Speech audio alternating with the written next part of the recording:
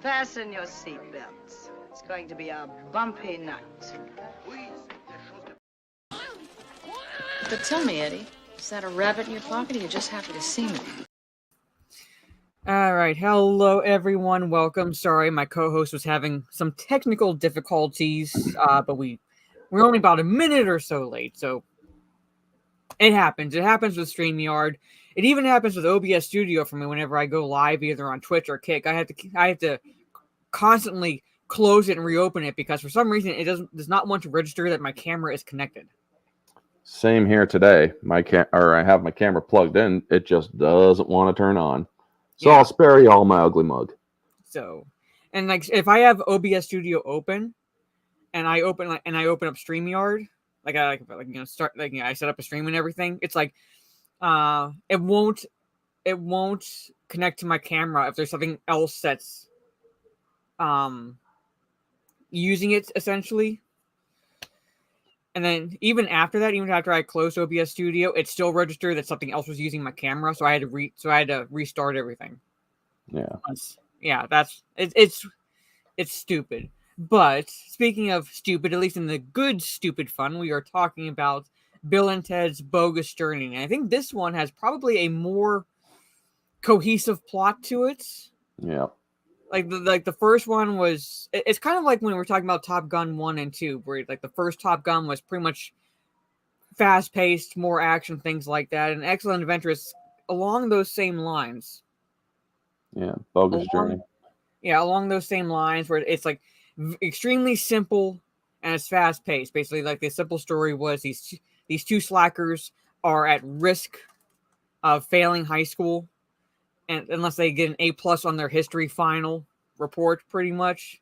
Yeah. So pretty much that's just the gist of it, and realize that they're important to the future, and if they don't pass, then the future's in jeopardy. So that's the gist of the movie. In this case, focus more on, I guess, more story. Like, yeah, it's not exactly slow.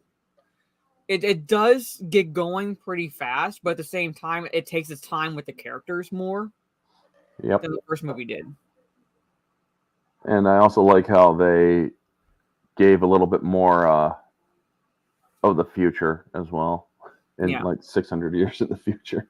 Yeah, it's 2691 when the movie opens, because we see the villain of the movie, and we'll get into that shortly. But I'm going to say hello to the chat, and I'm going to get Orange Chat's overall thoughts for the second movie, and it's compared, possibly as a comparison to the first movie, but overall, we'll be going into that before going into the movie itself.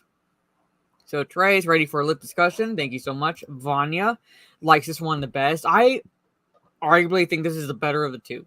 Yeah, definitely. Corey, hello. Gigawatt, no way, dude. Yes. Keely, hello. I love Sir James Martin of Faith No More, founder of the Faith No More spiritual, and I love that line. Right. Yes, this is my Kick. I am now 26 away from hitting 200 on Kick, so thank you all very much for following me over there. I'm keeping my Twitch. I'll be live on Twitch tomorrow evening, doing a second attempt at playing X Defiance. Today's first attempt was it went well when the game worked, but server overload, pretty much experiencing difficulties. So hopefully it's better tomorrow. Diplomatic Community's a villain, yes. But anyway, and this is Orange Chat's YouTube. So yeah, so basically, thank you, Orange Chats, again for joining us, and he'll be part of the Jaws discussions, and I'll remind the chats when we're doing those discussions. Hey, Becky Brown's in the chat. Hello, Becky. She just had a surgery recently. Went well, from what I hear. I was gonna say, I hope it went well. So she's in the chat, so I hope it went well. But but thank you for stopping by, Becky. Very much appreciate that. Hopefully, we entertain you, because we will be talking about Bill and Ted's Bogus Journey. But let everybody know where they can find you and pretty much your overall thoughts. All right. Well, you can all find me on Twitter. My former main is now my backup. The Orange Hat 2185. It's no longer Volan OHR. It's now Orange Hat 2185. the main channel is Orange Hat Patriot. Because, well, greater following on there. Plus, I'm going to try getting that verified in July. You can find me on YouTube on Orange Hat Reviews. I just did a video today about LGBTQ stuff and non-binary and how there might be a psychological traumatic cause for those kind of lifestyles. I also did a trailer reaction for Craven the Hunter. Thought it was meh, but I'll check it out out of pure boredom. You can find me I do have a Rumble account. I don't have Kick. I have a Twitch, but I don't use it. Basically, YouTube and Twitter are the places to find me. As for, Bogus Journey, objectively, this film is a lot better than the first. It fleshes out the story more. It gives greater. It feels like it had more of a plan in this one. Yeah. Mm-hmm. It definitely feels like it had more of a plan for this film and had more or better direction. It didn't feel as random as the first, and it has one of the great actors of the 80s and 90s and 70s, 80s and 90s for a villain character. Yes.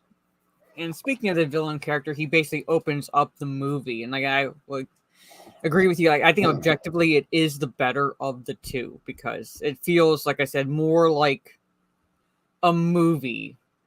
It's basically where you could tell that the creators, the writers, took their time with the sequel as compared to the first movie, and it's like basically took really in a sense thought like, where are these characters now? Pretty much, this is roughly 3 years later. Where are these characters now?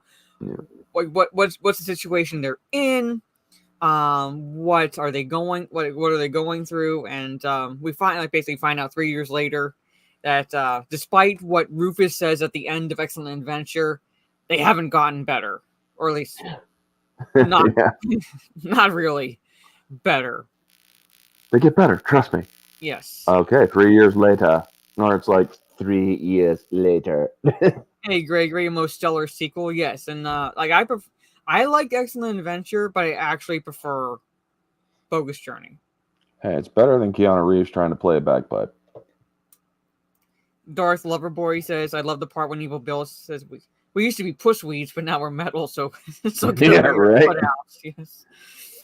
And they drop a gamer word in this movie again, pretty much, directed to Satan himself, which is what I love, pretty much. But yeah, so I present the screen. Freaking Satan in this movie. Yes. So Bill and Ted went to hell. went to hell, and that was like the one part in that actually unnerved me was Bill's personal hell. Yeah. That's the one that unnerved me. I was fine with Ted's, and you have the hell that involved Colonel Oates, and we'll get into that pretty much. But the Alex Winter in the granny makeup was just I can't look at that. I can't look at that. I don't even want to pause on that face. But we open the movie with the villain.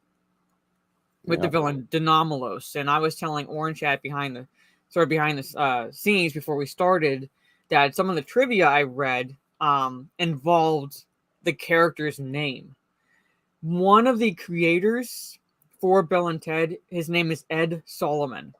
And he's one of the creators of Bill and Ted, and Denomalos is Ed Solomon's name backwards. So De is Ed, and Nomalos is Solomon. Backwards.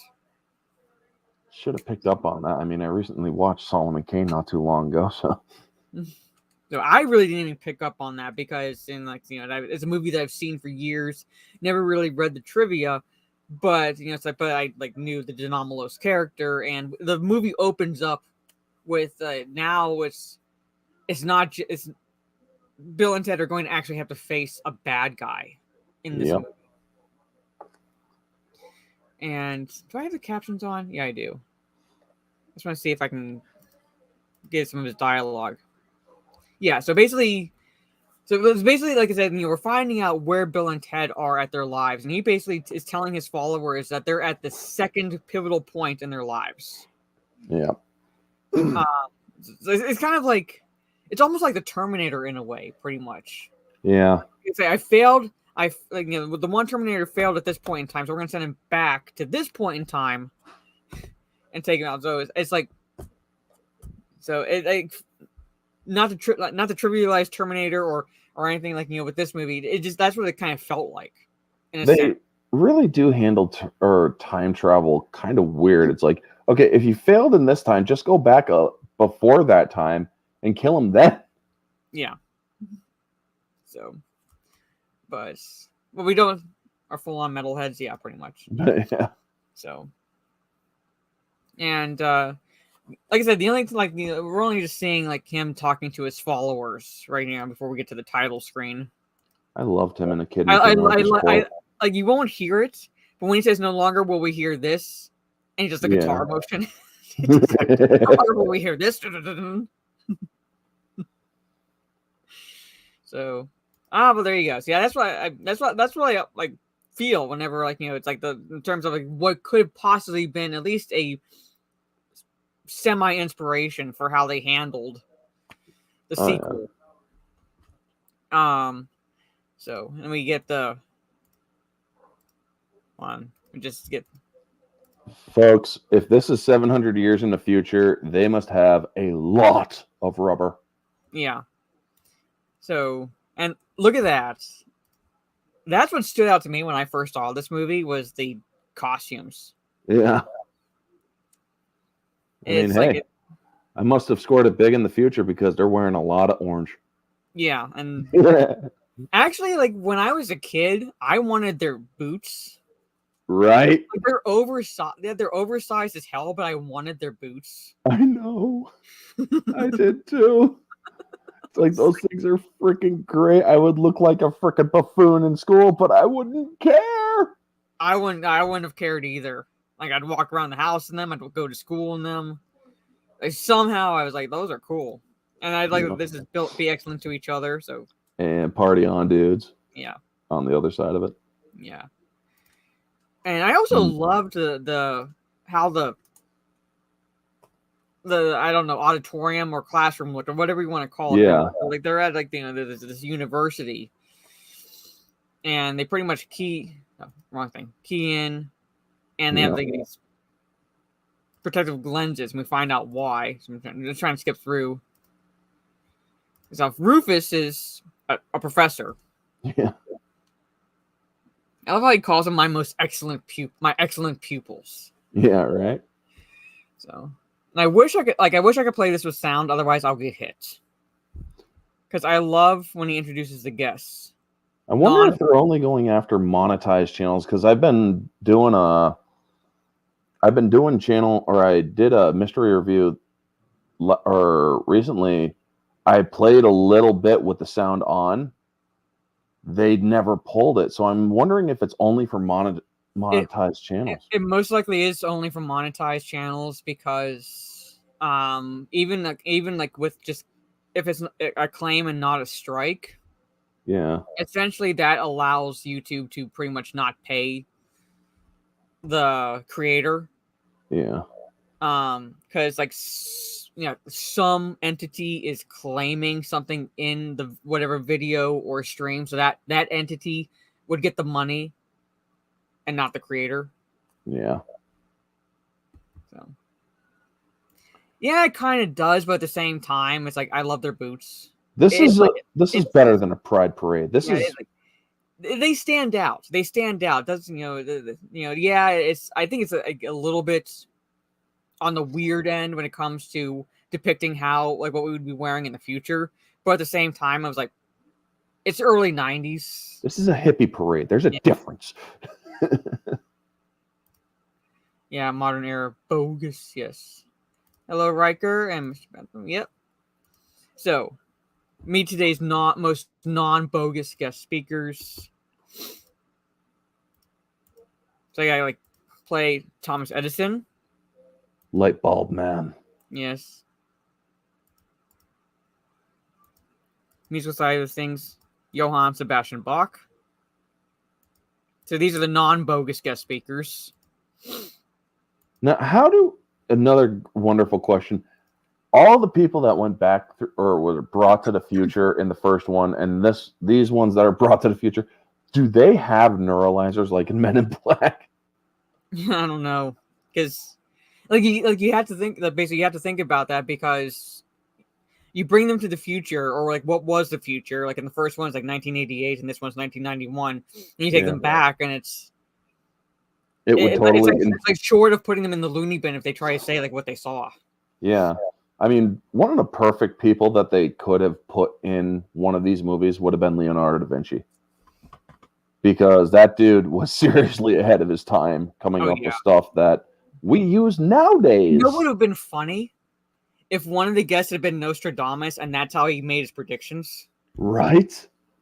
That would have been hilarious if they like did like a little tongue-in-cheek joke that way. And Nostradamus was one of the like guest speakers or something like that, and he went back and somehow that's how he was able to predict shit. Right. Hey, Darth Gutierrez. Instead we had Socrates. Well, I mean either movie, but I'm thinking like here. I know. Tongue-in-cheek, yeah, but Socrates is fine. Yeah. I liked Socrates. I did too. He was good. And Sir James Martin of Faith No More. I'm going to get the founder of the Faith No More Spiritual and Theological Center. I just love that title.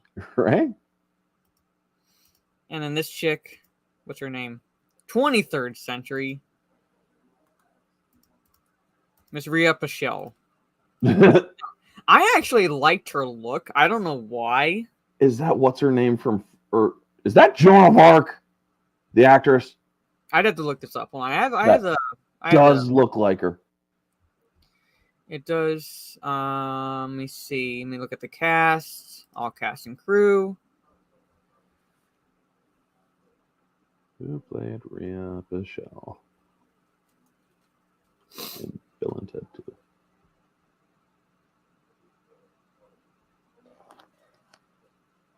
See here. Eleni Kalakos. If that's her real name, then that's No. Eleni Kalakos. Nope, it's not her. She looks like her. Very much so. But they brought Henderson too late. Station. Yes. Yeah. Yeah, I love Sir James Martin comes out and goes, "Station!" So like her first inclination of like that word in the movie. Did you think that the best scientists in the universe were human? In her introduction, was inventor of the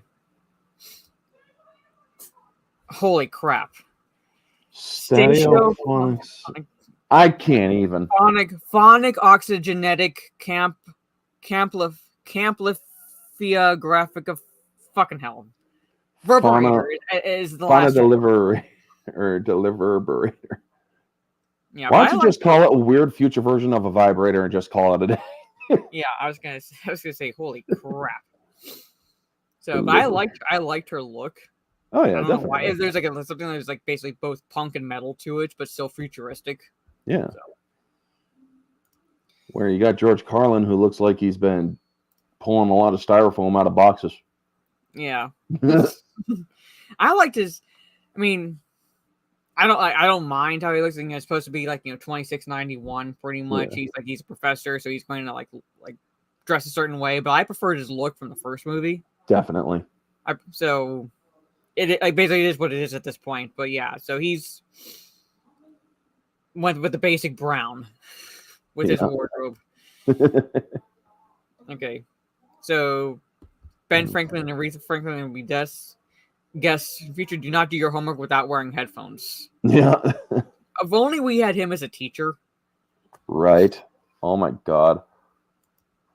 I once had when I was younger, I actually had a dream that George Carlin was a substitute teacher.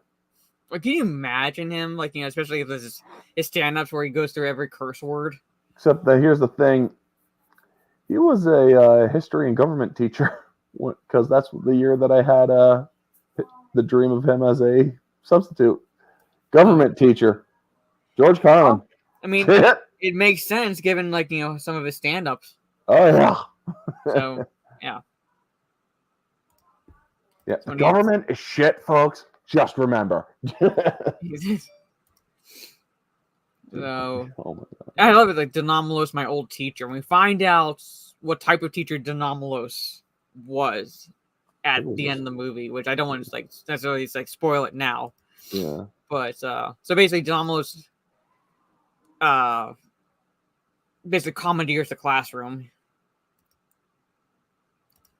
He did. I worked within the system until I could stand it. Yeah, so. One of the wonderful things about this movie is it actually still surprised me when I watched it the last time. Mm-hmm. And it's like, oh my God, I did not expect that twist. Yeah. Or so his secret weapons. Yeah. How's it going, dudes?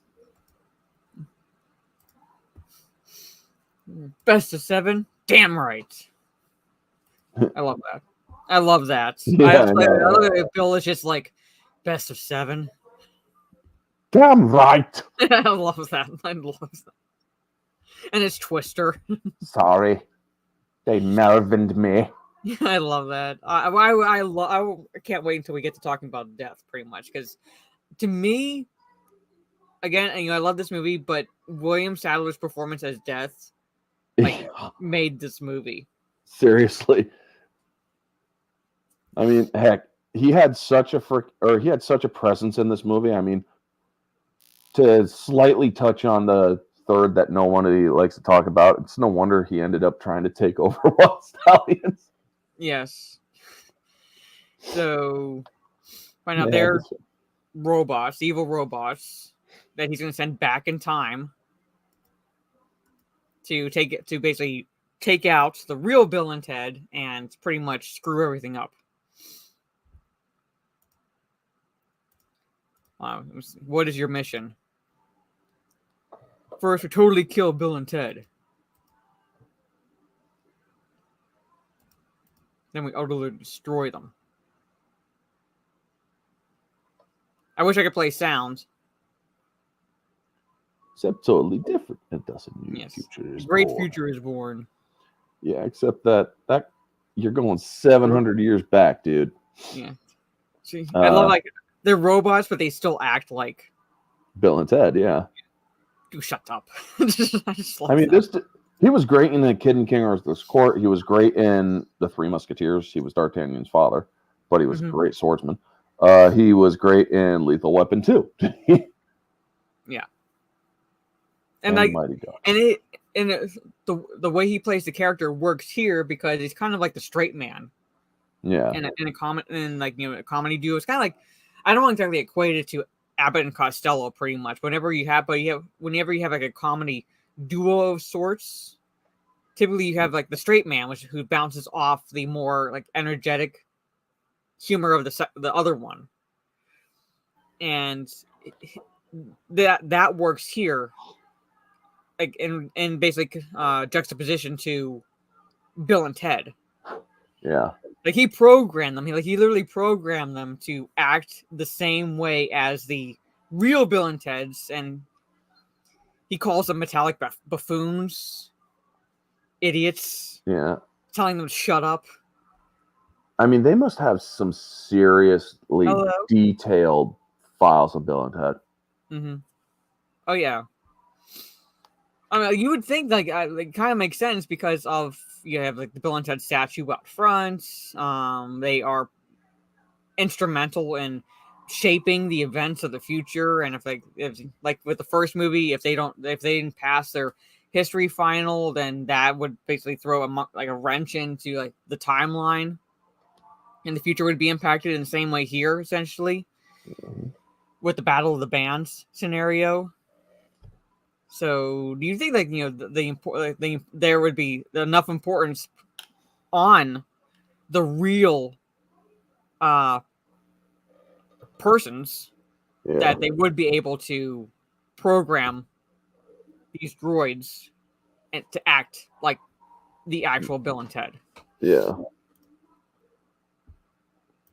So Instead of Arnold Schwarzenegger, I have detailed files. yes. So and Rufus, I love this. It's a guitar, Right. and he gets dragged through.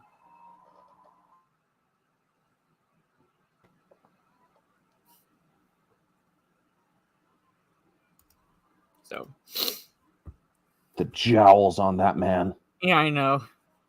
And then now we're back into what would be the present, 1991, where Bill and Ted are auditioning for the Battle of the Bands, and find out 3 years later have not gotten better. Have not gotten better at all. Joanna can play, Elizabeth can play, but they can't. Wild stallions, more like wild mares. Yes. So I wish I could play the sound because they are not better. But I love a Pam Grier. They got Pam Grier for this movie. Now that's another outfit that I would love. I love her outfit. So Well, I can't say that I would wear it, but I mean, you can, but you wouldn't, pretty much. oh hell no, you wouldn't catch me dead in that. No, I'm saying it's like, it's like, Yeah, like no. semantics. I could, You could say that. Hey, Teresa, good to see you. Well, there was that one time after prom. But I even when I was younger and I watched this movie for the first time, I loved her outfit. And basically, she's the one who's in charge of booking the acts for the Battle of the Bands. And I remember watching this when I was a kid. And we're gonna make a long story short of the conversation that they have. It's like she ultimately lets them into the Battle of the Bands. And I remember sitting there as a kid going, but they sucks. Right? I was like, I remember thinking that when I was like, but they suck. What does them have working for pretzels and cheese have anything to do with your decisions? Let them in. But it's like, okay, all right, let's see where this goes. But I remember thinking, it's like 2 out of the 4 band members can actually play instruments, and the lead ones that would be the ones out front, like. But she has the reasoning that she's going to put them last. Yeah. So I'm like, okay, she's at least doing that. And she's like, by that time everyone will be going home, sort of a situation. And I'm like, okay, all right. So I would have. Hey, Stig, how you doing? I would have it known that since Maris said it was karma when an enraged evil bird dies for my head, it's he doesn't karma. like seagulls. I said karma because you posted that video and tagged me of a seagull eating a squirrel, and so that's not something I wanted to see. I saw when I was waking up. I saw that, and it's so I was like, karma. Oh my god, that is just heinous. Well, Stig, you should definitely watch that bad lip reading Seagull Stop It Now. I mean, I know you're done Star Wars, but definitely check I've seen that, out. yeah. And Sean, yeah, we pretty much agree. At least I'm not sure about the chats, but Bogus Journey is better, arguably, than Excellent Adventure. Oh yeah. So, but what were your thoughts in this scene? Because, like I said, whenever I was a kid and watching it and going, like she even says in this line right here, "But you stink," so, and then she lets them in, and I remember thinking, like, why? Well, in 1991, I was all of 6. The only thing that I thought was she's got a lot of hair. It's like I was holding. It's like you guys stink, but I'm like, she's got a lot of hair, and I said that to my dad, and he's like, that was a thing back then. Yeah, it still had the 80s big hair, pretty much. Yeah. So that's why I said karma, Stig. That's why I said karma. These movies are not meant to be good. You know what? I would have laughed. Eddie Van Halen actually said that if they asked him to join, he would have, because he got a kick out of that in the first movie. So if they had brought him in for the second movie, I would have laughed so hard. Oh, damn straight, man. But they didn't. They should have, but they didn't. But I said, like, Eddie Van Halen even said that he would have joined because he got a kick out of that from the first movie. Yeah. Like, maybe we should get Eddie Van Halen. Damn straight. So we find out basically, and I also love how they're fine with going last and people would be leaving because they're used to it. How like they played at Ted's. Hold on. Well, welcome back, folks. I will be taking over the stream. Yeah. Pam Grier showing. Definitely, dude. Definitely, Gregory. I'll be right back. I have to handle something real fast. So apologies, chat. Stuff like I'll keep them entertained. Yeah. So, what have we all been doing lately? I know that Stieg has been watching movies. I know that Trey has been watching movies. I know that Sean Bird has been bird watching. And Gregory Van Loan has been turning down loans. And, yeah. I've been doing spring cleaning and butchering turkey ribs. Yeah, that was my day today. Then I grilled them. Had a great meal. Yeah.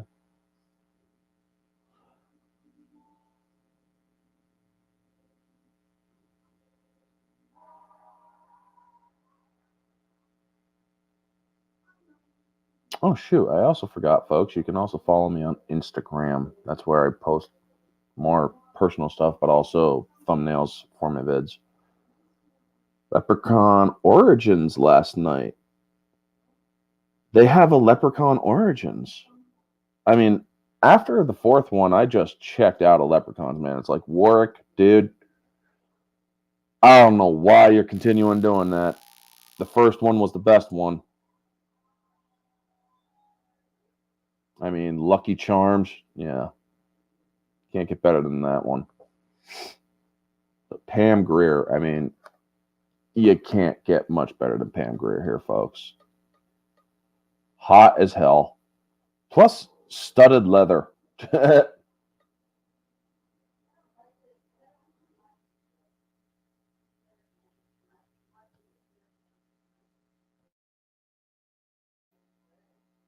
It's not Warwick Davis as the Leprechaun? Oh my God! In Origins, you're talking. Please tell me you're talking about Origins, right, Trey? Oh my God! Hey, Tommy, how you doing, buddy? From the Getting Pig Collective. Good to see you. Who did they have as the Leprechaun, Trey?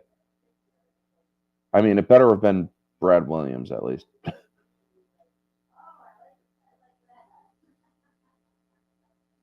Got this freaking hole in my hand from getting stabbed with a crucifix on a wall. Somebody thought I was a vampire. I'll show it to you guys sometime. It's Hornswoggle. Never heard of Hornswoggle, man.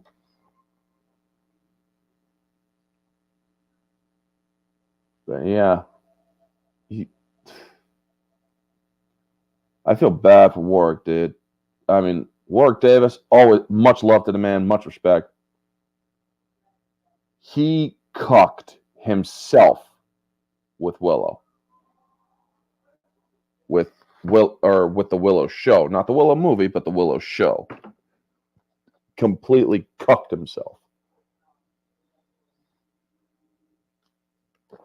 Saying that Rian Johnson was his inspiration for fucking Willow. It's like, are you out, dude? As much as I love your work, get with the times, you know? But yeah, July is going to be lit, folks. I believe Stieg, it might be coming for the Jaws discussion because that's also his favorite film. Another Piggly Day, nothing more. Yeah.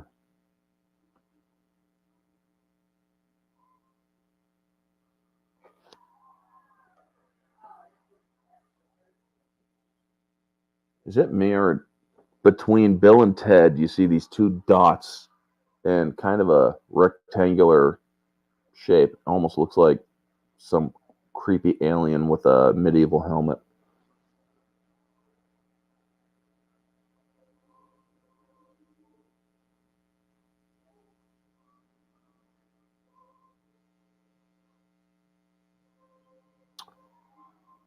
And if you hear anything in the background, sorry about that, folks. That's my mom watching Magic Mike 3.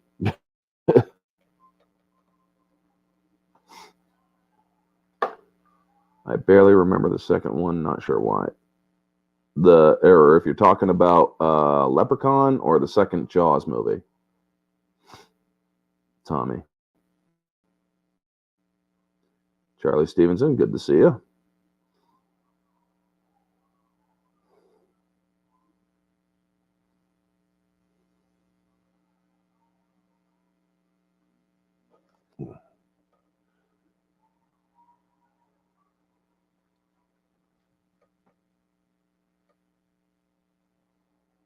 Jaws 2 is underrated. Damn straight it is.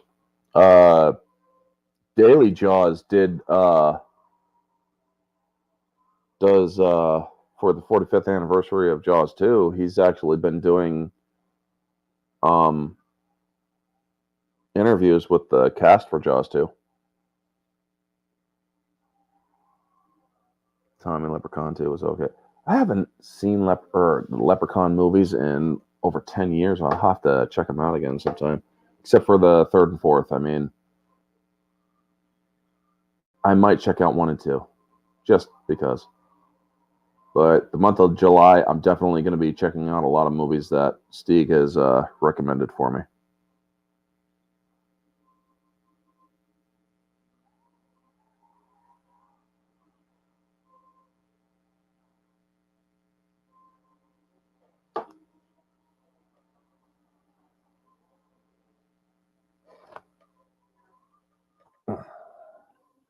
So, I hate when it gets lumped in with with 3 and Revenge. Yeah.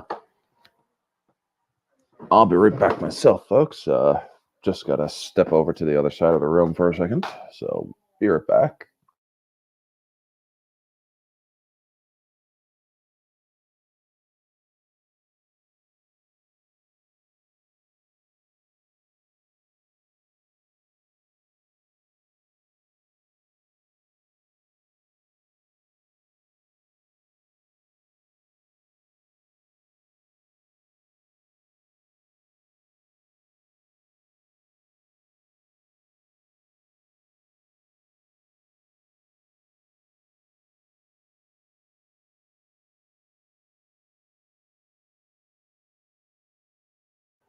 Yep, Jennifer Aniston was actually in the first one. I believe that was one of her first roles, if I remember correctly.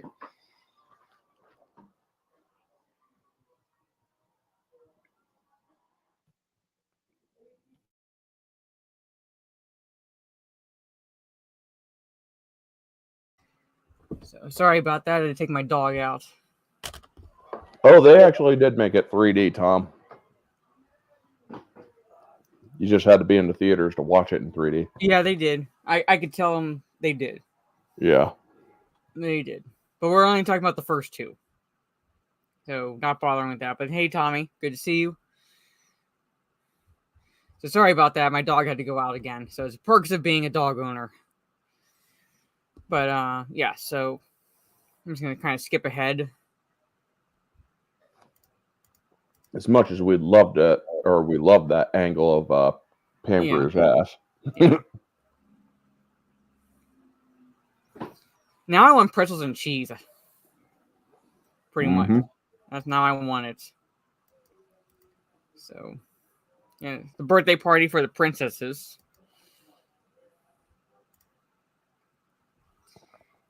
So you see, again, you barely even saw Bill's father in the first one, and you, like, see even less of him in this one. So right now, like, the second one is, like, primarily the focus is Ted's father. Because you only see is Bill's father in this scene. And the reason why you see Bill's father in this scene, hence, like, a running joke from the first movie to the second movie is Missy has divorced Bill's father and married Ted's father. I will say that plot line was the most fucking twisted. So, she's like a medium-sized dog. She's like a lab pit bull mix. So she's not exactly small, but she's not big either. So, and I think that this also is where you see Colonel Oates. Oh yeah. Yeah. So again, basically, the only one from the first movie you really don't see in this movie, as far as basically the regular characters, is Ted's brother. So the only mention of him was that they Bill and Ted played at Ted's brother's dance. Mm-hmm. And that's it. Ted, you imagine Bill and Ted are about 18 years old at least in the first movie because they're graduating high school, so they're about 21 to 22 years old in this one. I guess the brother was maybe about 14, 15. Yeah. So he'd still be in high school, but there's no mention of him. He'd be either junior or senior by now. Yeah, so I'm saying he's not like he's off to college or anything like that. That's why he's out of the picture. So he'd still be in the area. But there's no mention of him whatsoever, other than the them clearing out his high school dance.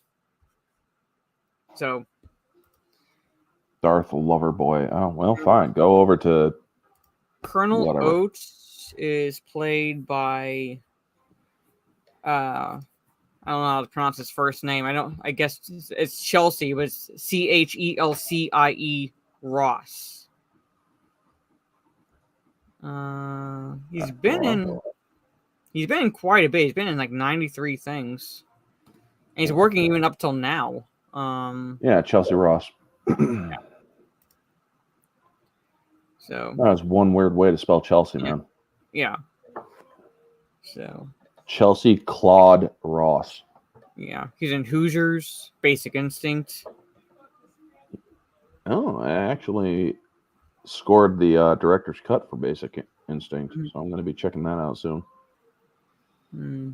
Trying to think, there are movies that I recognize, but I have to watch them again to see his character. Yep. So Untouchables, I forgot he was in that. He was a reporter. Yeah. So basically, it's still wanting Ted to go to the military school.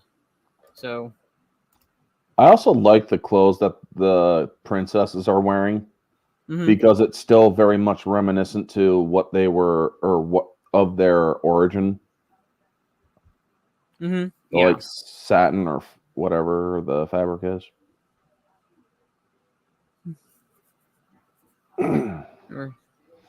It's not too late for you, Ted. Yes. It's for either of you, for all four of you. Yeah, so basically kind of like you said, reminiscent of what they were used to when they were in medieval England. Yeah.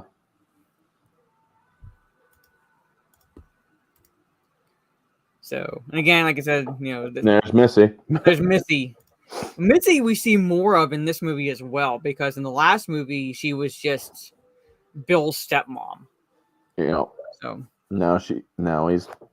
she's Ted's stepmom. Now she's Ted's stepmom, but then we also see her as part of a seance scene later on in the movie. So she's a bit more in this movie. It's they actually take time a little bit with her character as well. Not a lot necessarily, but she's not just there as she was in the first movie.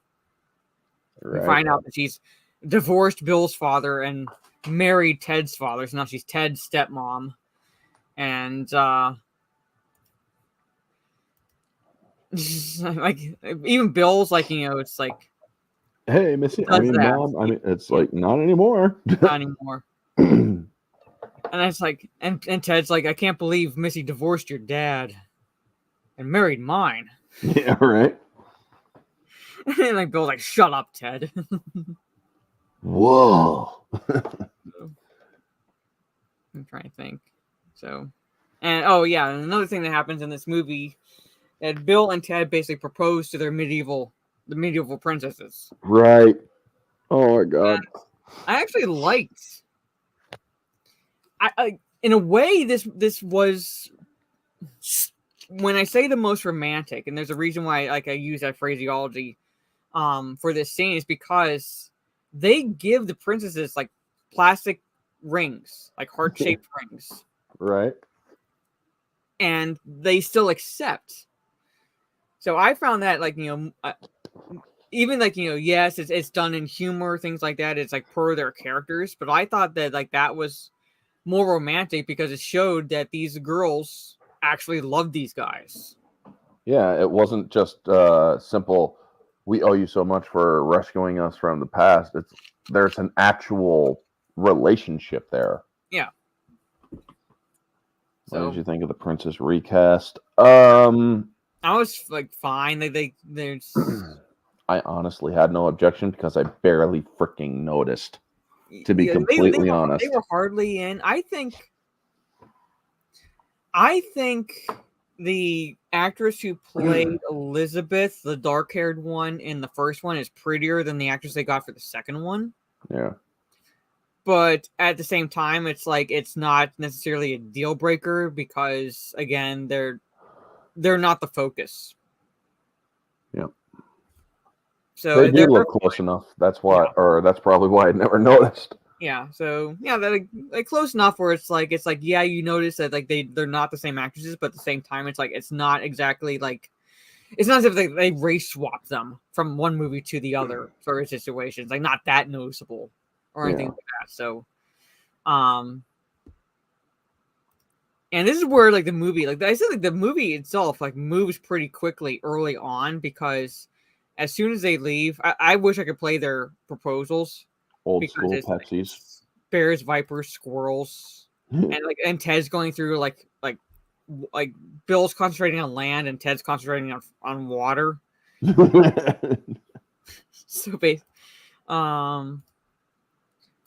So okay, I'm trying to skip through as much as possible.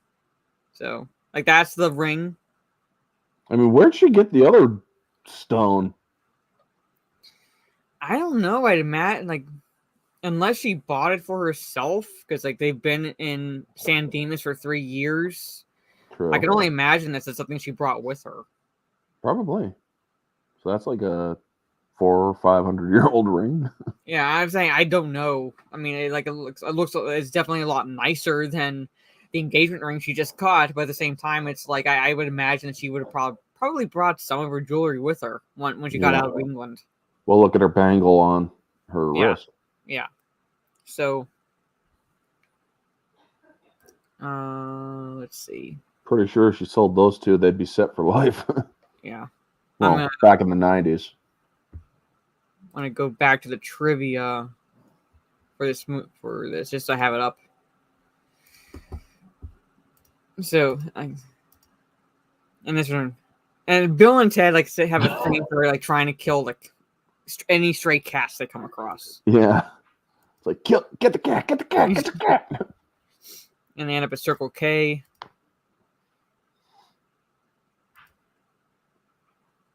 No, they lost him. He's gone. So, I love this. The greatest man in history. Right. And his first name is Nomalos. I just noticed that on the book. Nomalos de Nomalos. So Solomon, Ed Solomon. Oh my god. Solomon Ed Sullivan. Yes. Welcome so to for the those Ed who are Sullivan just show. joining in the chat, de Nomalos' name is one of the creators for Bill and Ted. His name is Ed Solomon. Yeah. And Nomalos is Ed Solomon backwards. So De is Ed and Nomalos is Solomon. Yep. And his first name is Nomalos. So Nomalos de Nomalos. Yep.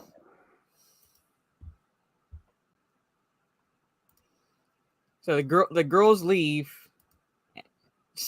And then they get a call like 13 seconds later. Yes. Like, how'd you call us so fast? It's like, that'd be like We hate you. We want to break up with you. You suck. It's not important. This is,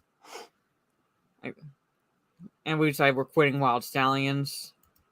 I love this. I love the spelling of Wild Stallions. Oh yeah. Oh yeah, and also another thing I didn't point out is that like the birthday is happy 521st. Yep. So they actually have that as far as like the girl's birthday. So from 1991, so 70 now from 1470. Those girls were born, or one of them at least. Mm-hmm. Huh. Yeah. 1470. Duncan MacLeod was born. Well, no, wait. 1470. Connor MacLeod would have been born first. So, 15, 18. Never mind. We never want to see you again. Yeah. We're going to the desert to be alone. I love it. It's like so. Like I'm not trying to crap on the movie pretty much, but I'm like, we're going to the desert to be alone. Should have been a red flag. I know, right? It's like, what the fuck are they gonna be doing in the desert? Yes.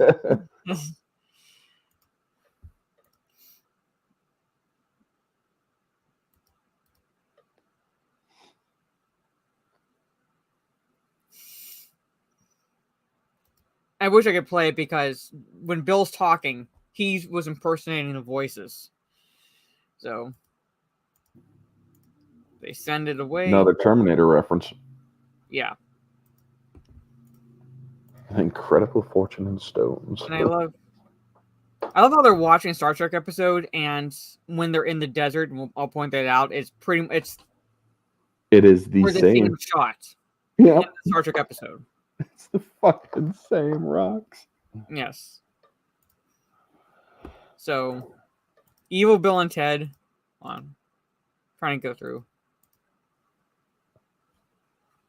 As if they're them from the future and they're going to help. All right. So, and Bill, to his credit, is like, or one of them is like, how do we know these guys are really us? Because he still wants to test it, much like the first movie, pretty much. Still wants to test it. Well, they got a bad feeling about it, so. Yeah. So.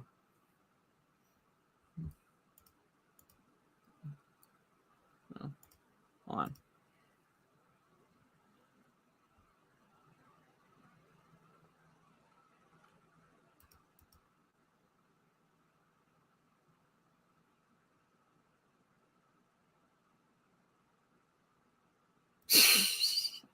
And they look at each other like, these guys. These guys are so fucking stupid.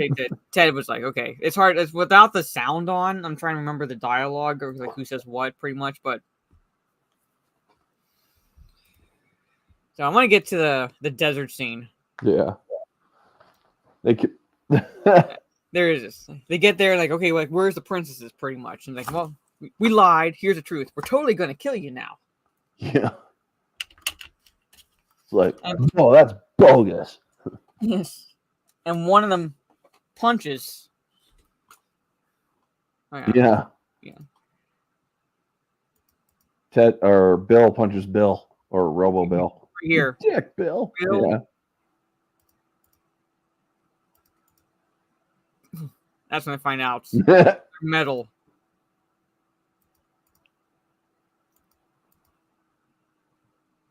Definite movie. Pretty good freaking skin job. I'll give them that. Yeah, they had a bigger budget for this movie versus the first movie. And they still Jesus Christ. They stepped away and then the other two are just like, okay, we'll go. Okay, we'll do it. We'll do it. Bogus. All right, I just want to show the shot because it's from that Star Trek episode. Yeah. Right. It's literally the same rock formation. Yes. And I love it zooms out like the Star Trek episode. So when I was younger, I wanted to see the full robots with the skin ripped off. Well, if they had a bigger budget, they might have been able to do that. So they get up to. We gotta do something. Yeah. We. Even though you're doing this. We love you.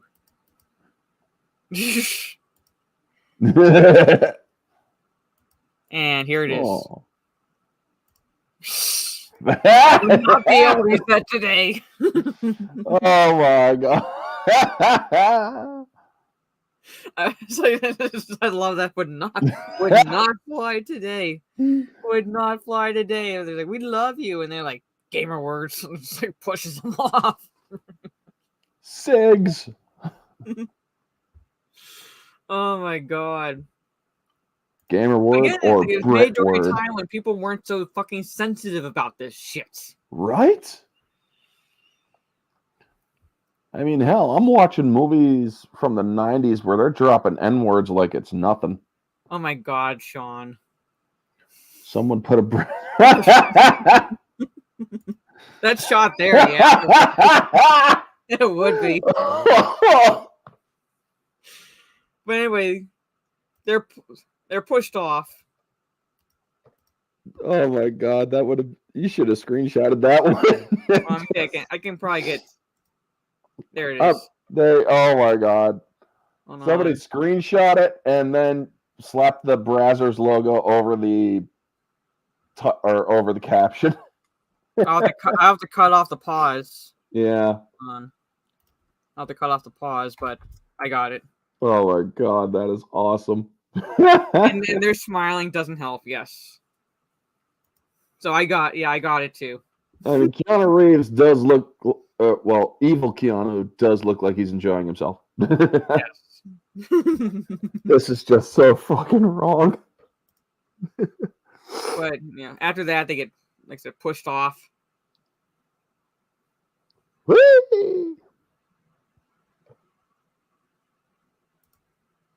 And then Bill's, I think they both spit on him. One does, yeah. No, they do. Both do it. Yeah. Yep.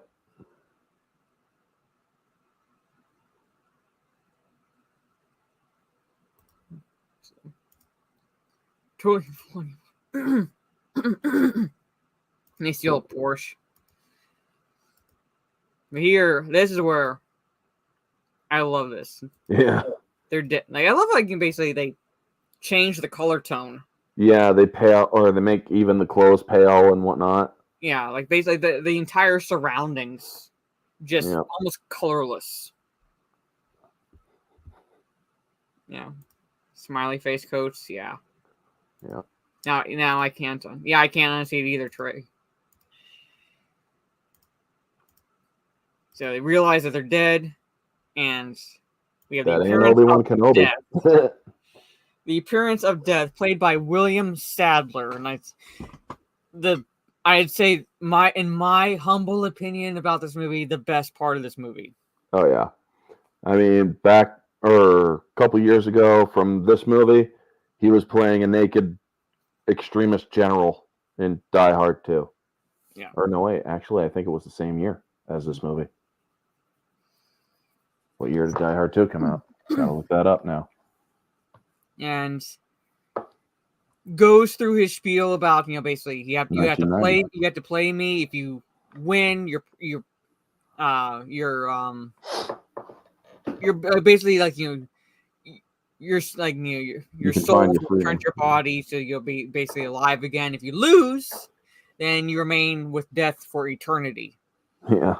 And Bill and Ted don't want to do that, so I think they gave, or if I remember correctly, I watched this earlier today, and I'm freaking drawing a blank. Don't they freaking give him a wedgie? Well, no, they give him a Melvin. Oh yeah, the Melvin the first time, yeah. Watch.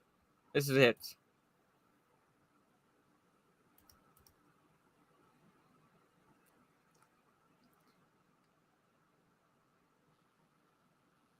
I mean, they totally freaking...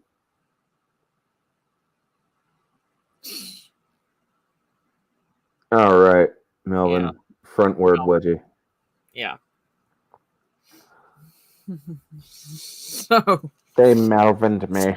Yes. But I do love, they basically just powdered their faces to make even their lips white. Yeah. So, and they hike it back home. San Demons is 50 miles. Like ghosts, man, float. I know, but they're slackers, so That's so many. and they're not the brightest.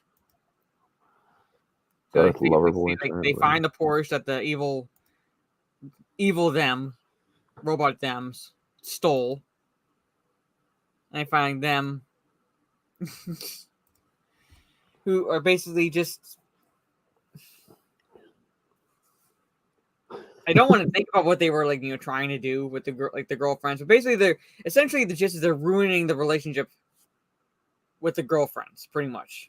Trashing the history of Bill and Ted, essentially, and then killing or something. Killing them and then basically ruining the rest of their lives, and then in doing so, pretty much it has to basically drive the girlfriends away. Yep.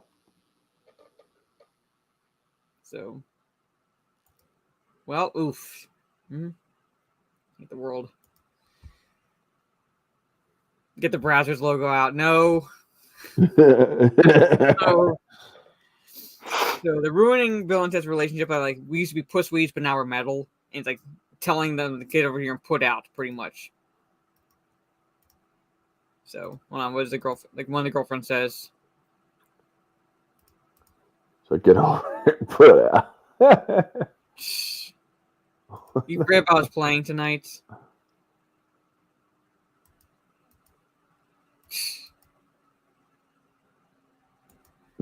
Basically ruin the relationship. They take the rings off. They walk through them. Inside, well, it's this is a reference to basically to Ghost, essentially. Yeah. Where they have to get their message out somehow because no one can see them. No one can see them, so they figure, well, who's the next? The girlfriends have been driven out pretty much, and there's no one they don't want to possess their girlfriends. So find Ted's father. Yep. I mean, let's face it, folks, they'd love to possess their girlfriends. However, yeah, it would have totally derailed. Yes. So I Trey says, I love this scene. Pretty much, I love it too. Mm-hmm. So they again realize no one can hear them. So I love how the animation for Ted possessing his father. Right.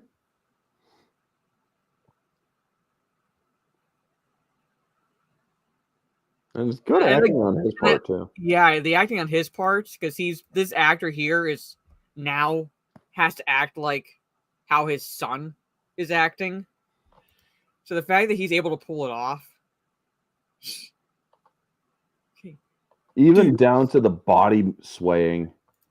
Yeah, even it was like I was like, okay. Because he even has a hand motion down, and when he goes, okay, dudes. Yeah. He does that. I mean, fellow policemen.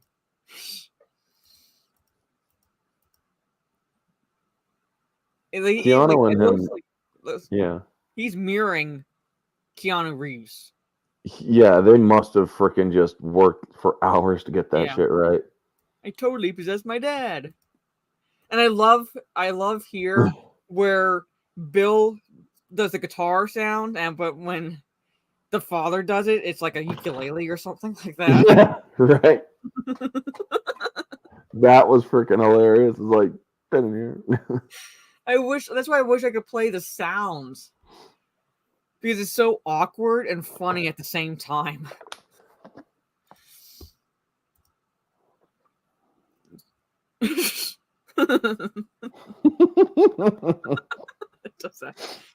So realize it's not working, so he needs help.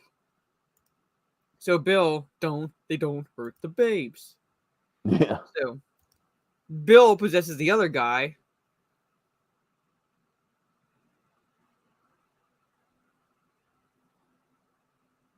And this guy, I believe, was in this actor here, I believe, was in Total Recall. Yeah, Total Recall. He was the one that was to convince Arnold Schwarzenegger's character that his memories, the memories that he was remembering were fake. Yep. And things like that. That none of it was real essentially, but the sweat gave him away. Yep. Yeah, they're all staring. They're just staring. So. Well, what would you do? I know. I'd be like, yeah, I wish I could play. There's some serious shit in the water here, man. And his performance too. This actress. Totally believe you, dude. Wow, donuts. Savory cruller. I got really hungry being dead.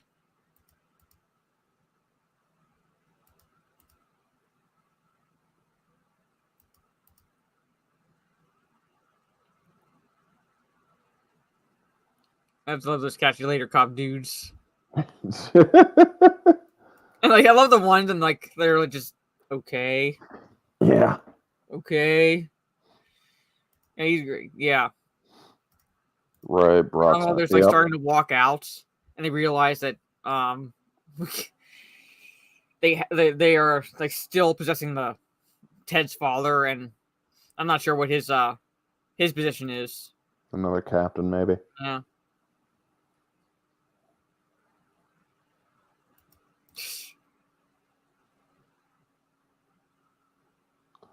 And he actually physically was able to touch his dad. Yeah. So, Dr. Evil, right here would be perfect. Yeah. Yeah. Oh, look, copyrights. My stream is down. Oh, jeez. So I gotta wait. I'm gonna stop sharing real fast. Yeah. I just got the email.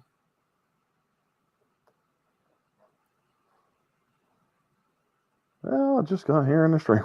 Stunning and brave. Copyrighted content is detected even without sounds. Really?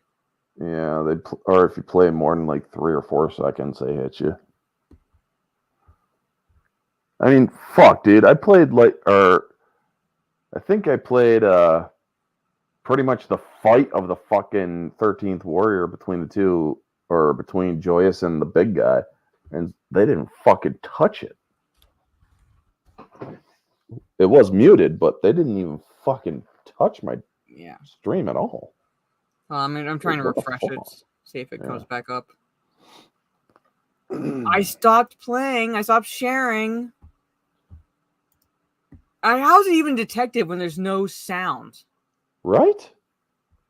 I just don't get that with YouTube. Stream unavailable. Bogus, man. Bogus.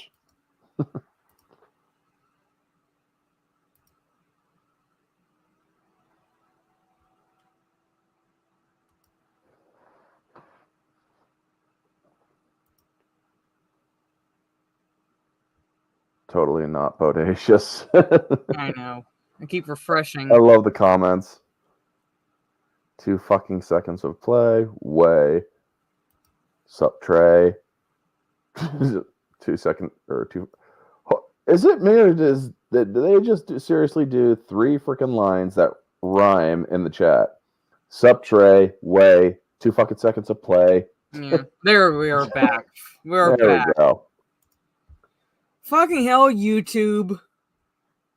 I mean, come on, guys. We're literally giving a positive discussion about the frickin' film, and you guys are fucking being assholes about it. And I want them to explain to me how anything was detected when there's no fucking sound. Yeah. I mean, does your descriptions have the fair use, or say we don't own it, but we do, or we're using it under fair use?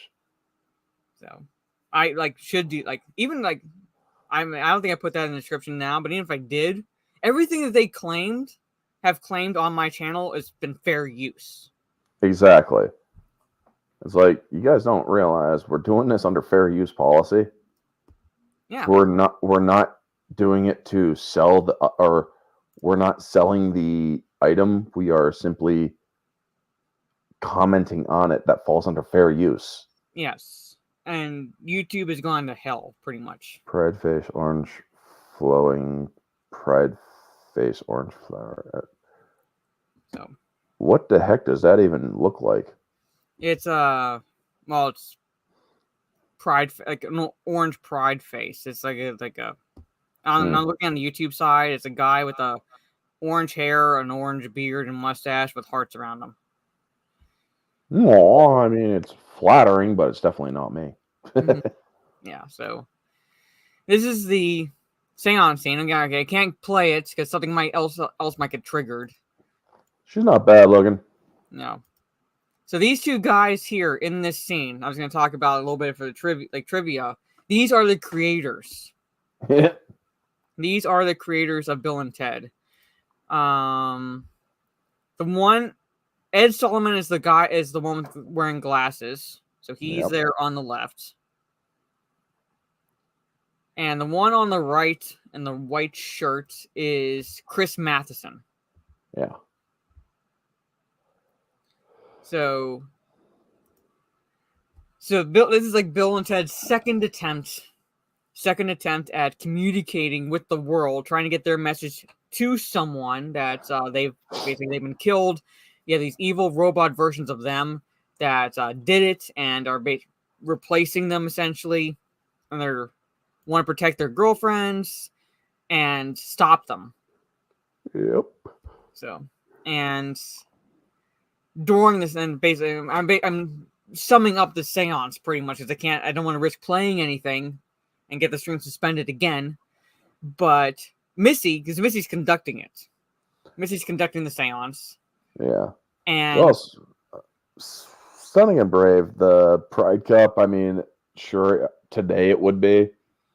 However, back then it was more of a kind of like hippie generation thing. Mm-hmm. Yeah. And everybody loves to bitch about cultural appropriation. Well, what about the LGBTQ freaking culturally appropriating those colors? Because you used to see freaking tube socks filled with those like colors. Rainbow Bright and stuff. You'd have like the rainbow socks and things like that. So somebody should sue them for fucking cultural appropriation. Yeah.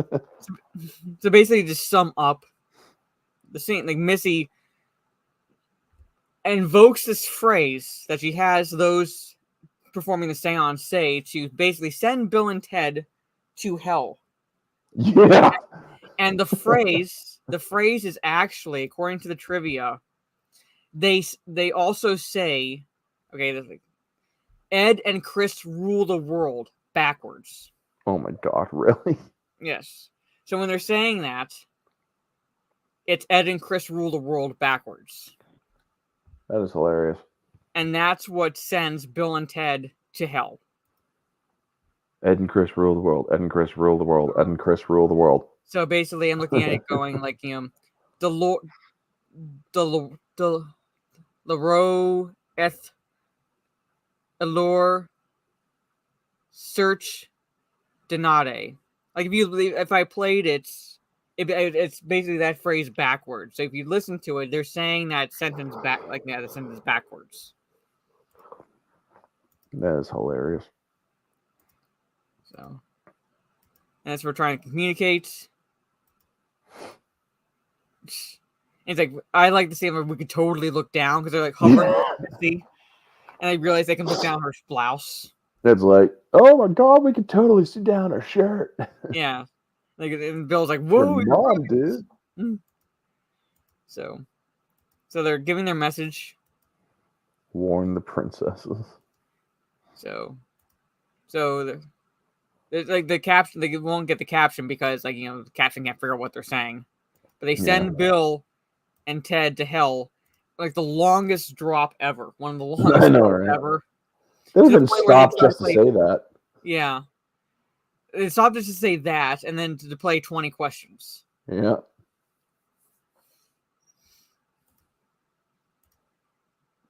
Yeah. It would totally be full. Oh, yes. Let's play 20 questions, and then we finally land. And this is... There's... Let me see. I'll risk it just to get a shot. There's Satan. Fucking... Huge This huge Satanist figure, dude. And it's, I love how like Bill's like, we were totally lied to by our album covers, because it's really like pretty much. And so they get Satan's attention, call him like devil dude, little guys. So takes him towards this. They manage to climb up whatever that thing is. The muncher. It's going to, demolish them. And I love how they think that Satan's going to let them go. You got a bad rap, but you're actually an okay dude. And they get sent down here. Yep. And this is where some of the creepiest scenes. Because first they end up together with hell with Colonel Oates. Yeah. And it tells him to give him infinity push-ups. Right. And I love when Bill says, I don't think I can do infinity push-ups. And Ted's like, maybe if he lets us do them girly style. Which would piss off feminists today. Right. Yes. Like, maybe let's do them girly style. So they exit this one, they get out. And here comes the bunny, yes. Oh my god. So Ted's is pink. And Bill's is blue. So Ted's like they're both kind of like at homes. Right, the grandma. Oh my god. I know. This is the creepy one.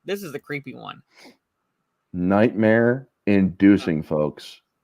Yeah, when they like are singing happy birthday to her. Especially these guys at the end. The one on the right just always creeped me out.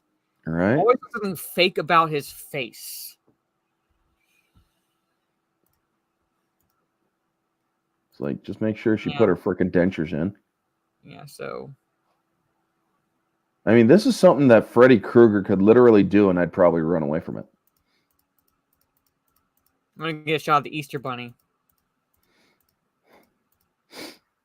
Oh my god, that thing is creepy. Yeah. Made your little brother cry. This right here, this shot here. When Granny wants a kiss. Yes. Give a kiss to your little Granny. Yes. Oh my god, this shot right here. That is pure horror. Yes. Like they went all out. Just a little pick on the cheek. Yes. She's got freaking hair. She's got a fucking mustache. A mustache, yeah. Ugh. So they both get out. And this is when Ted calls, oh my god, my stream is unavailable again. I was like literally pausing it. Bitch. I was literally pausing it. Yeah, it was just fucking slides. Man. Hold on.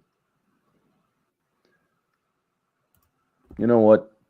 I'm just going to have to freaking go on to Twitter, say, dude, YouTube, you are sexist pieces of shit. You won't pull my fucking stream, but you'll pull fucking Mara's stream. Mm-hmm. I was going to keep refreshing until it's back. Yeah. LubeTube must have they panties in a bunch tonight. Probably.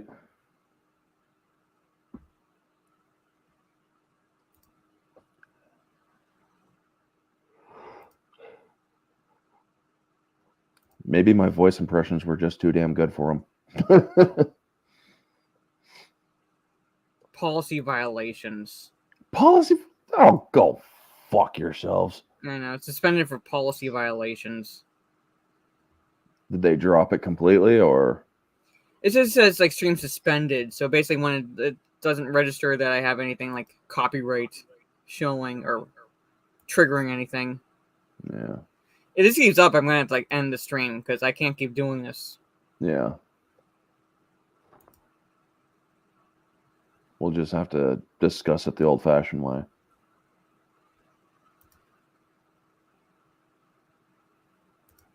Because that's strike 2, right? Well, yeah, on one stream. That's not exactly a strike, but I don't know how this works. Well, not a baseball strike. Yeah, no, I'm saying I'm not sure how this works during a stream if you get hit twice. Yeah. Heard something about Elon Musk, There actually. it goes. All right, we're back. Yeah. Oh, sure. Just mention Elon Musk and it brings the whole freaking stream back.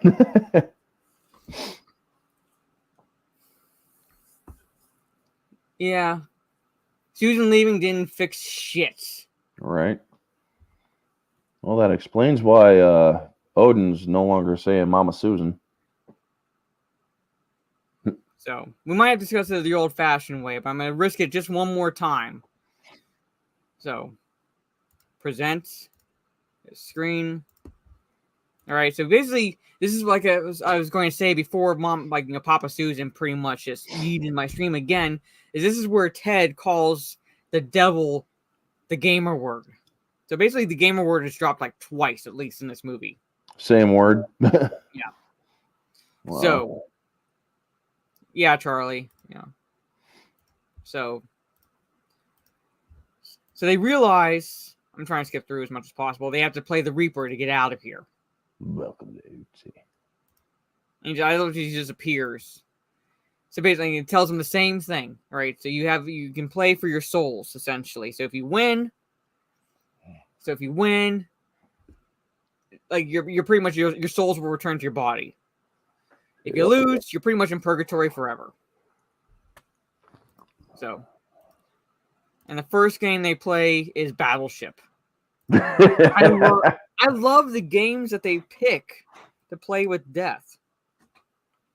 You have Battleship first, and then Clue, and then it looks like this football game. Oh my god, I remember those games. The magnet one. Yeah, the magnet one, and then Twister. Yep. And I love how Death loses this because they sink his battleship. That look on his face. Yeah. You son of a bitch. And he goes, best 2 out of 3.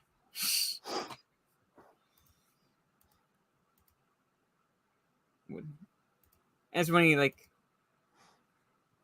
I believe they're playing Clue. So he believes that Colonel Mustard did it in the study with the candlesticks, but he's wrong.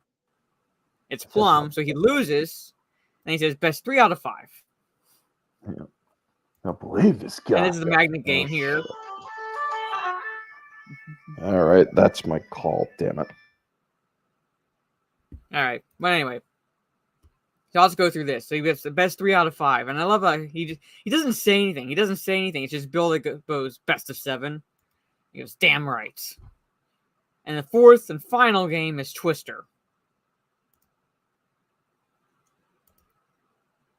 All right. Yeah, they all right. Just got the call that I gotta go. All right. So I'll just go through this like real fast because it's like Yeah. because once they get, it's really like once they get to the Battle of Bands where it picks up pretty much. Yeah. So, but yeah, if we hadn't had the stream getting suspended, we would have been a little bit further along. But like before you leave, just plug your stuff real fast, and then I'll basically just go through the rest of the movie quickly check because I don't want to risk the stream getting suspended again. Yeah. All right. So more in chat reviews. I do mystery reviews Tuesdays. The next one coming up, the hint is The Long Road of Vengeance or The Long Game of Vengeance. I do 1s and 2s with Mara. Tuesday nights, I am on the Barroom Podcast on Society Reviews channel. There's a plan for singles with me and Mara doing standalone movies. Mm-hmm. We're still ironing out the details. And I do Infinity Saga Sundays with me and the Hat Crew. We're doing Avengers Infinity War. You can find me on YouTube and Twitter and also Instagram. So thanks for having me on, Mara. You're welcome. So thank you for offering your input. Fuck YouTube, pretty much. Yeah, fuck YouTube. Have a good night. Good night. So, all right. So, like I said, I'm going to go through this like real fast chats. So I'll try to keep up with you guys as much as possible. But really, okay, like basically, gonna talk with you guys now, and that is Bill and Ted ultimately win. Death, like basically just how do I put this? he basically submits, essentially. Like, it's like he admits that he's lost, doesn't go on any further. So he says, "I'll take you back."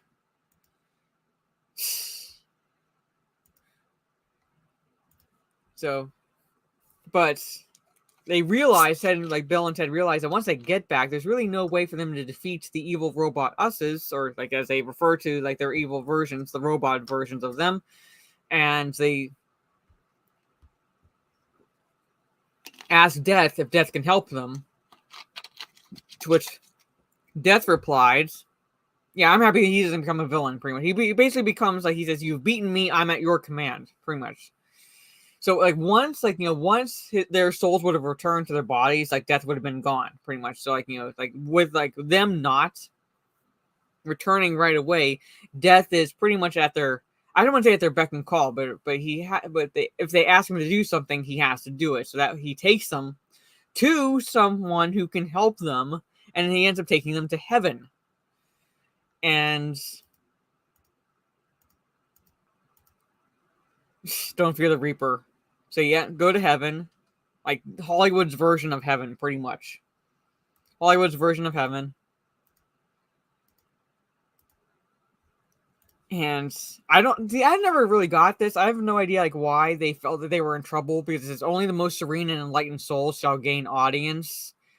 If they felt like that, like, I know, like, it, like, they feel like it applies specifically to them, and they do not fit that description at all. But at the same time, it's like it's heaven, so it's like, unless you're pure evil, they're not exactly going to turn you away. But they feel like they're going to be in trouble. So they go off to the side, and they actually mug 3 people of their clothes in heaven to get through. Which, all right. So I can say is all right to that, pretty much. And how about Death? Basically, these are the 3 people that they mug. So 2 men and 1 woman. And guess who gets to wear the woman's clothes? I love that. Well, I gotta check something real fast.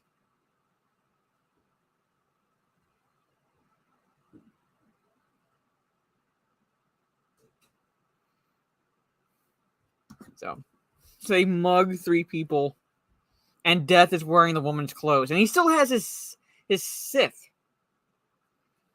So he has his black robes on underneath, her apron of sorts, her hat, and he's still walking around with his Sith. And they're doing crimes in heaven. This is stupid. So I love how they quote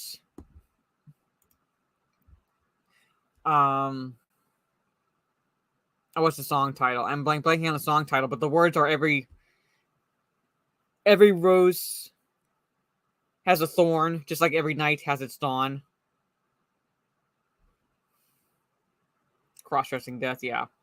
Somehow Death can go to heaven. Well, I mean, technically, if you think about it, it's not like he's a collector of souls, so he probably could, I would imagine, go from have heaven to hell.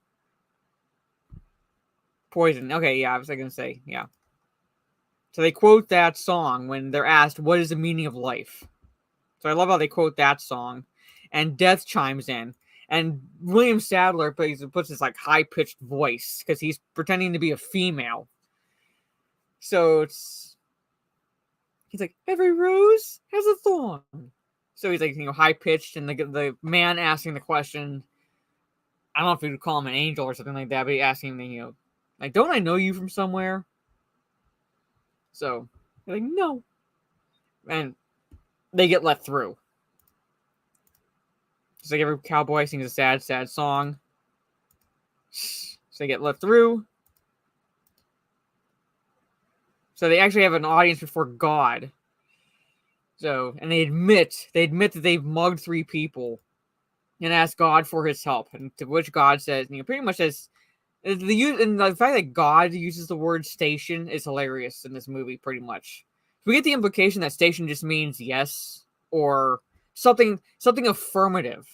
Something affirmative. But they take it to mean that the person, because they think it's a person that they're looking for, is named Station. So God gives them the means to find someone who could help them.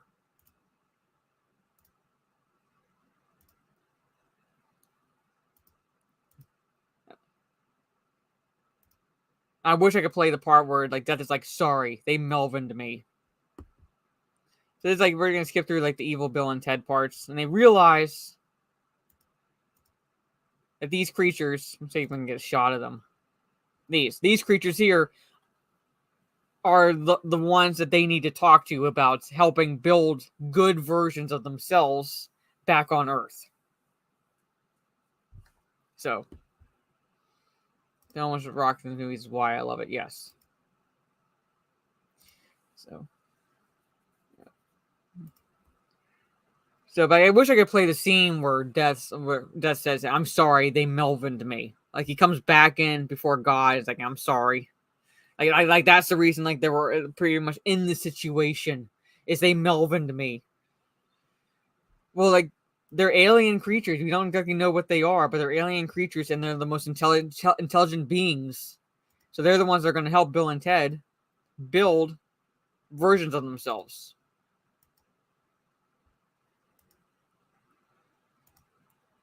Yeah. So they say so. All these creatures say is station. All these creatures say is station.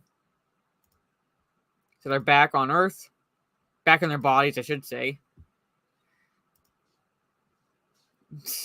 I'm gonna get to the hardware store.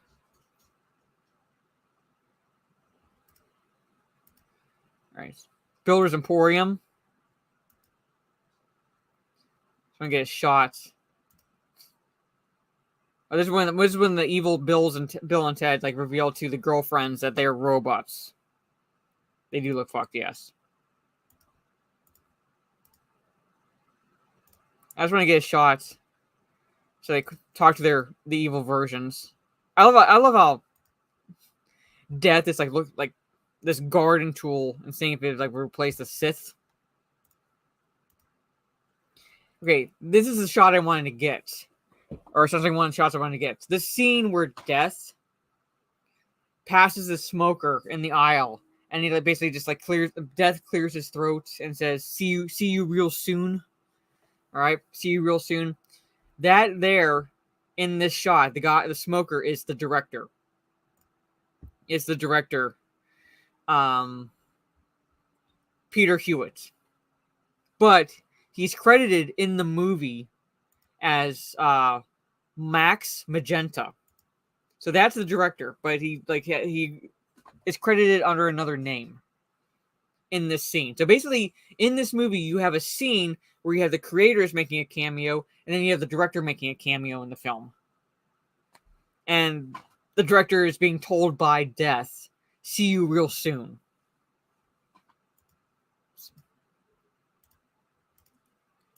So I'm just gonna skip through.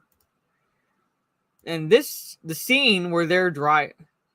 I wish I could play this because the two creatures basically meld into one big version of themselves. And that version is the one that builds. And for me, I don't know about you guys in the chat, but for me, this, other than God Gave Rock and Roll by Kiss at the end of the movie, this right here is one of my second favorite song in this movie, Battle Stations by Winger. I actually love this song. So to the point where it's like I actually listen to it.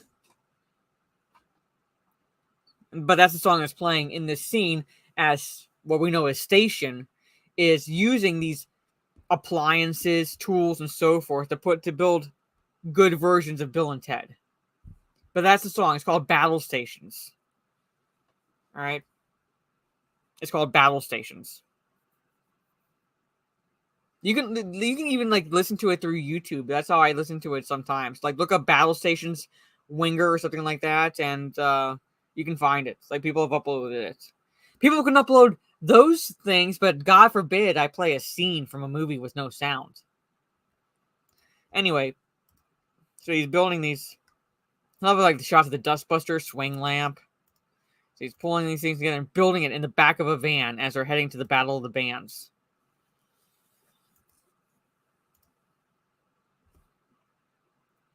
And Death helps with the wigs, pretty much.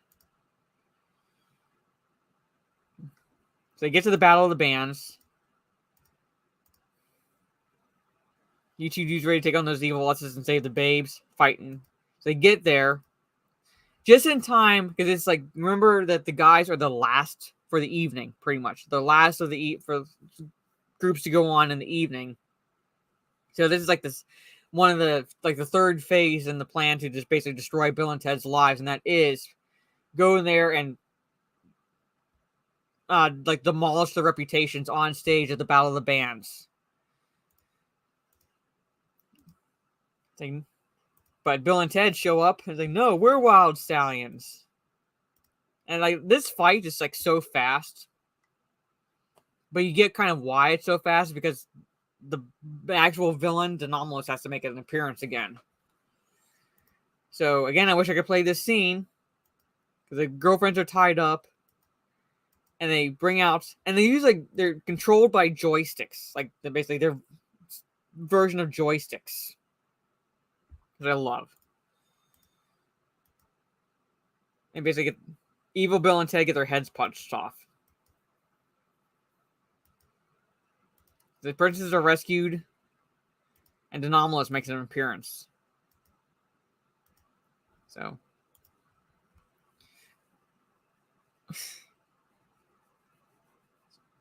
And Denomalus, this is, in a sense, Denomalus actually helped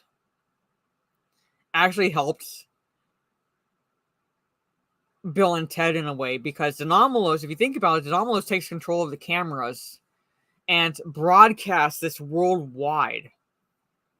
He broadcasts it worldwide, ostensibly to show the world him killing Bill and Ted, and thus basically destroying whatever the future would hold, basically, by doing so.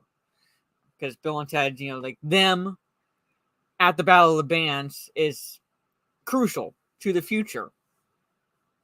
So, but in a way, he actually helps Bill and Ted, because whenever Bill and Ted do the performance at the end of the movie, it's broadcast world fucking wide. So, Denomalus helped them. He in a way helps them. So he controls the cameras. And I'm going to get a shot. See if I can get... Shit, it's on. Where's the shot of... Hold on. Because William Sadler has a cameo. Here it is. It's right here. The actor who plays Death... See if we can get a clear shot. That's as clear a shot as you're going to get, pretty much. But the actor there, playing the father in this one, where like he and the wife go, my word... That's Death. That's the actor who plays Death. That's William Sadler. That's his little cameo outside the role that he was cast in for this movie. So he's one of the families watching this go down. That's William Sadler. So they're right there. Without makeup, that's Death. So, yeah. I didn't realize it, at least, of course, I was young when I watched it initially, but then I looked up, like my dad looked up a bit of trivia for this, and that's William Sadler. So yeah, good job, villain. Broadcasted worldwide. And they realize that they, again, have the same power that they did, essentially. When I say power, I don't mean like actual power. I mean abilities to, because they're the winners. They're the winners, so they're going to succeed. So they go back in time, and they set things in motion to stop Denomalus, such as setting up a sandbag, a cage. All right, but not Denomalus thinks that he has the upper hand yet again, because he says he can play the time game as well. He'll go back and set up the key and another gun, but as they point out, only the winners can go back and set it up. So they set up everything. They set up the sandbag, the cage, as well as the key and the other gun to make him, Denomalus, think that he's won. He tried to, yeah. So they win. And I love Ted's father. Death Melvin's Denomalos. Death Melvin's Denomalos. I wish I could play that scene because Death walks up to Denomalos and says, "Your shoelace is untied." He actually uses what Bill and Ted used on him and Melvin's Denomalos.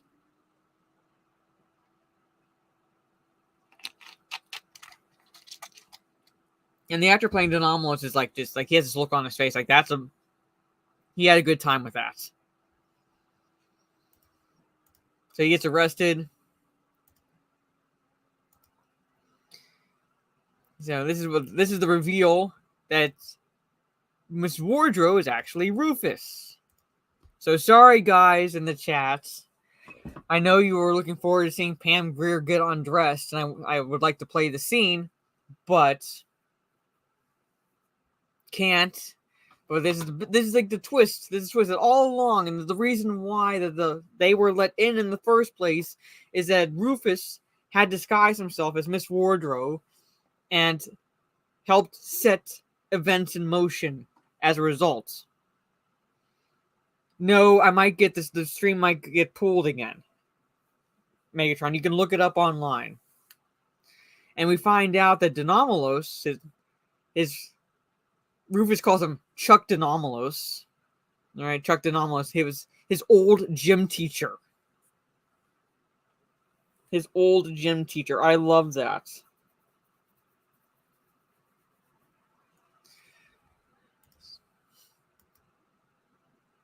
So they realize they still can't play. 3 years run on, and they still can't play. They're in the Battle of the Bands. So they use the phone booth to kind of go forward in time, in a sense, and get guitar lessons. And they've gotten married and had children. Now, yes, the implication is, basically the implication is that they're sons, because Ted says little Bill, and Bill says this is little Ted. I don't know if any of you have watched Face the Music, the third Bill and Ted movie, but they go from what we believe to be sons because of the names Bill and Ted to daughters. Yeah, they clearly look like boys. And the implications is with the names as well. Not Billy or Teddy or anything that could be remotely considered feminine or anything like that. No, Bill and Ted. Little Bill, little Ted. But they made them girls, made them daughters in the third movie, which makes absolutely no sense. That's one of the criticisms I have from the second and the third movie, and that's when they did that. But this is where essentially the movie ends, where they play God Gave Rock and Roll to You, and they have the addition of the Good Robot Us's Station and Death to the band. I wish I could play the Death's rap, because he says, "You might be a king or a little street sweeper, but sooner or later you dance with the Reaper." I love that. I love that little song. I like that the little song song poem that he sings, pretty much. That was a shitty retcon, yeah. So, but I'm saying they clearly look like boys in this. The names and just how they look like boys. So, and this is where we get God Gave Rock and Roll to You. Yeah. And this is where the movie ends, pretty much. And the credits, you see newspaper articles, and the whole world is dancing. Because like I said, Denomalos helped Bill and Ted in a sense. When he took control of the cameras, he helped Bill and Ted, because now guess what gets broadcast worldwide, and guess what propels the Wild Stallions to fame and popularity, and just sets the timeline in motion that the future is now safe. Denomalos. So basically, Denomalos helped them. And this is one of the best endings. The song right here. And there's a headline here. I want to see if I can find it and pause on it, because it says Chuck Denomalos to wed Missy. It's like a joke. Yeah, I think there, right there. So you like see this like flash like pass because like during the credits it's just headlines and so forth, like just detailing their rise in fame pretty much. And you have Chuck Denomalos to wed Missy. Yeah, Bill and Ted ends here in my mind. Yeah, future is saved. Nothing else happens. Everything's right with the world. Missy weds Chuck Denomalos, and we're set. Pretty much. And that's the movie. That is the movie, pretty much. So I'll show you there, right there. Ended perfectly. Ended on perfectly. There it is. See, Trey, Battle Stations by Winger. That's my favorite. That's my second favorite track in this movie. That's the song that's playing in the van while Station is building the good versions of the robots. And that is a movie. So, thank you all. Sorry for the 2 hiccups during the stream. I did no sound playing whatsoever, but yet somehow something triggered the YouTube gods and got my stream suspended for a couple times because of what got. I don't know what the hell would have fucking triggered it. The scenes I was playing. I don't no idea. But yeah, that is my second favorite track in the movie. So thank you again to Orange Chat. I know he had to jump off, but he's going to be joining me again for the 1s and 2 streams in July. July's 1s and 2s will be Jaws and Jaws 2. Now, normally I do the 1s and 2s in the middle of the month, essentially, but because I want to time Jaws and Jaws 2 around the July 4th holiday, mainly the Jaws movie around July 4th holiday, that'll be first, all right? So, on July 5th, we'll be talking about Jaws, and then the following week, we'll be talking about Jaws 2. So, rather than have like a break in between, just do the 1s and 2s early on in the month, all right? So, you have until July 5th to watch the first Jaws film. All right? So that's what we'll be talking about next for the next 1s and 2s. This is my kick. So if you want to follow me over there, I do gaming streams. I'm primarily doing gaming streams over here because Twitch is a bitch, but I do still have my Twitch, which is right here. I do 1 or 2 streams a week on Twitch. I'll be there tomorrow evening. Hopefully, fingers crossed, playing some X Defiance. Server issues galore today. Playing that, but hopefully it's better tomorrow. So I'll be trying my hand at that again. Yeah. And then Friday, I'll try to put a video out tomorrow. I cannot promise anything because with everything going on right now, essentially in my life, it's really hard to do. So it's easier to stream in the evening sometimes than like do a video. But like once like it calms down here, I should be able to get back into like the normal swing of things. But Friday, I'll be doing my solo stream there early afternoon, and then jumping on to my plan is to play some Dead by Daylight through Steam since I got it working and trying my hand at that for a couple hours Friday afternoon. Yeah, I know, that's long. Yeah. But yeah, so thank you all again for hanging out with us. Look forward to talking Jaws and Jaws 2, which Stieg should be joining for that as well because he wants to talk about those movies along with us, so he should be joining as well. I'll remind him that's when we're doing it, so he's free because he's about 6 hours ahead of me. So yeah, that is and then I have to talk to Steph. I have to message Steph to see when she thinks we'll be doing Talk Nerdy to Us, if we'll be doing it at the normal time, Saturday evening, 9 p.m. Eastern, or Sunday afternoon time frame. So I have to talk to her to see what her schedule is this weekend to see when she'd be free to do it. So, because it'll be on her channel. So take care, everyone. Have a good rest of your day or evening, depending on where you are in the world. And I will see you all next week for the top 10 discussion. Is the top 10 TV show intros to include both live action and animated. So take care and stay safe. And always remember,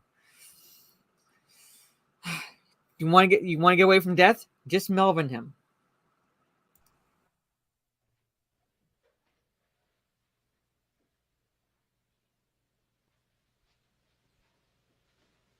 You're still here? It's over. Go home.